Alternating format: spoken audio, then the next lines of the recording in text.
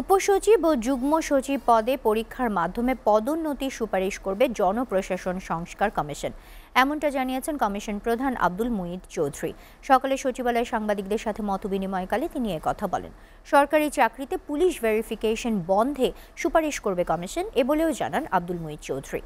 আর স্বাস্থ্য ও শিক্ষা ক্যাডার না রাখার সুপারিশ করা হবে বলে জানান জনপ্রশাসন মন্ত্রণালয়ের সিনিয়র সচিব ডক্টর মোখলেসুর রহমান। তামান্না তাহসিন খানের প্রতিবেদন। সচিবালয়ে জনপ্রশাসন মন্ত্রণালয় সম্মেলন কক্ষে সাংবাদিকদের সাথে মতবিনিময় করেন জনপ্রশাসন সংস্কার কমিশন প্রধান আব্দুল মুঈদ চৌধুরী ও সিনিয়র সচিব ডক্টর মোখলেসুর রহমান। এগুলো তো কনস্টিটিউশনের মধ্যে যাবে না, these are guidelines, principles.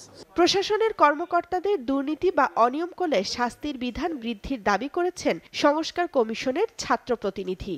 ACR report নিয়ে সরকারি কর্মকর্তাদের অনেক বেশি দুর্নীতি হয়, ইচ্ছামতো আপনাদের রিপোর্ট দেয়া দেয়, 98-99 দিয়ে দেয়। 31 ডিসেম্বরের মধ্যে সুপারিশ সম্বলিত প্রতিবেদন জমা দিতে কমিশন সচেষ্ট বলে জানান জনপ্রশাসন সংস্কার কমিশন প্রধান আব্দুল মুঈদ চৌধুরী। তিনি বলেন, উপসচিব ও যুগ্ম সচিব পদে পরীক্ষার মাধ্যমে পদোন্নতির সুপারিশ করবে কমিশন। পরীক্ষার মাধ্যমে হবে, একই পরীক্ষা হবে, কিন্তু বিসিএস ক্যাডারের তার রিজার্ভেশন আছে, কিন্তু ইন্টারসি সিনিয়রিটিতে কাস্টমস ক্যাডারের বা ইনকাম ট্যাক্সের একজন যদি ফার্স্ট হয় পরীক্ষায়, তাইলে সে ওই ডেপুটি সেক্রেটারি হিসেবে ফার্স্ট থাকবে জয়েন্ট সেক্রেটারি পর্যন্ত। বিভিন্ন ব্যাপারে পুলিশ ভেরিফিকেশন একটা ম্যান্ডেটরি, এটা আমরা রিকমেন্ড করতেছি, এটা থাকবে না, কোথাও থাকবে না।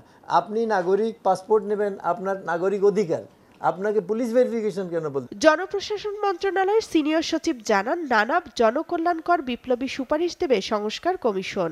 ঘুষের দরজা বন্ধ করার আহ্বান জানান তিনি। স্বাস্থ্য কমিশনকে আলাদা করার পরামর্শ দিয়েছি এবং শিক্ষা ক্যাডারকে আলাদা পরামর্শ করে দিয়েছি। এতে একটা বিরাট সেগমেন্টেশন এটা হয়ে যাবে। একটা ম্যাপ দেখলেই বোঝা যাবে সামনে 10টা ডিভিশন এবং কোন কোন জেলাকে কোন জায়গায় দেওয়া হচ্ছে। সব ডিভিশনকে টাচ করা হয়নি, এতে ময়মনসিংহে একটু টাচ করা হয়েছে, ঢাকাকে টাচ করা হয়েছে, চিটাগাংকে একটু টাচ করা হয়েছে, যাতে কুমিল্লাটা সেরকম হয়, ফরিদপুরটাও সেরকম হয়, ময়মনসিংহটাও সেরকম হয়। সচিবালয়ের কার্ডধারী সাংবাদিকরা সচিবালয় ক্লিনিকের স্বাস্থ্য সেবা এবং সচিবালয়ের ভেতরে পাসপোর্ট অফিস থেকে পাসপোর্ট নবায়ন করতে পারবেন বলেও জানান ডক্টর মোখলেসুর রহমান।